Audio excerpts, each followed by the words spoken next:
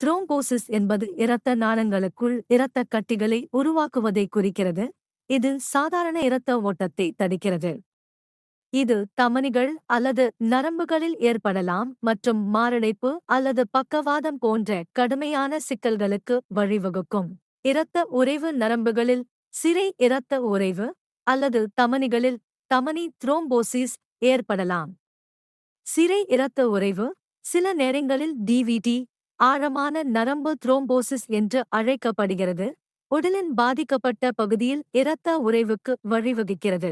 அதே நேரத்தில் தமனி இரத்த உறைவு மற்றும் அரிதாக கடுமையான சிரை இரத்த உறைவு இரத்த விநியோகத்தை பாதிக்கிறது மற்றும் அதனால் வழங்கப்படும் திசுக்களின் சேதத்திற்கு வழிவகுக்கிறது. தமனி, இஸ்கெமியா மற்றும் நெக்ரோசிஸ். இரத்த உறைவு வகைகள். ஒன்றியு தமனி இரத்த உறைவு. இது ஒரு தமனியில் வளரும் இரத்த உறைவை உள்ளடக்கியது. தமனிகள் என்பது ஆக்சிஜனேற்றப்பட்ட இரத்தத்தை இதயத்திலிருந்து உடலின் மற்ற பகுதிகளுக்கு எடுத்துச் செல்லும் இரத்த நாளங்கள். இரத்த ஓட்டம் இல்லாமை அல்லது ஒரு தீவிர பாக்டீரியா தொற்று காரணமாக உடல் திசுக்களின் இறப்பு.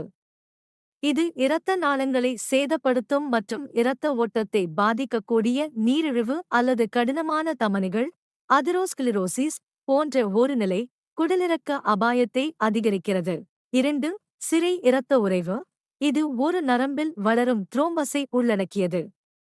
நரம்புகள் என்பது ஆக்சிஜனேற்றப்பட்ட இரத்தத்தை மீண்டும் இதயத்திற்கு கொண்டு செல்லும் இரத்த நாளங்கள்.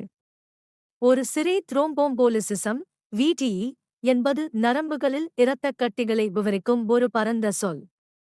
2 துணை வகைகள் உள்ளன: ஆழமான நரம்பு இரத்த உறைவு DVT மற்றும் நுரையீரல் தக்கையடைப்பு PE க்கான பிசியோதெரபி, இரத்த ஓட்டம் மற்றும் சுழற்சியைச் சுற்றி சுருக்க சிகிச்சை, மசாஜ் சிகிச்சை, ஏரோபிக் பயிற்சிகளான நடைபயிற்சி, ஓட்டம் இயக்க பயிற்சிகளின் வரம்பு.